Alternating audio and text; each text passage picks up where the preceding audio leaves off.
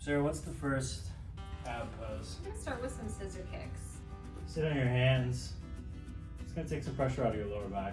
I'm not flexible, so straight up in the air for me is like this. And if this is a lot, you can even bend your knees. Yeah. Now lower one leg to the ground, slowly, hover, and back up.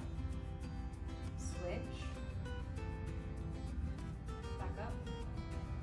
Switch. And back up. Great. Now put both legs up in the air. We're gonna lower 30%. So this one you can bend your knees a lot to shorten your lever, or to get more intense, you can extend your legs longer. 30% more. Hover. Back up to the sky.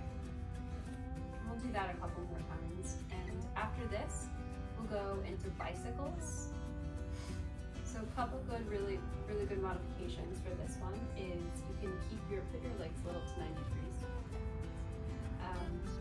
You can just do either the arms, so show that.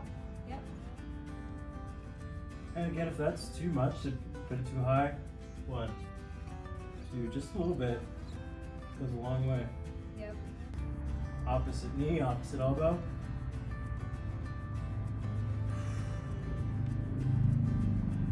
Nice. Okay, now we're in. And again, if that's hard, just knees up, one at a time. Or put your hands underneath, just bicycle, one leg at a time. Boat pose. Pew, pew, pew, pew, pew. Nice. Yep. All right. Flex your feet. Nice.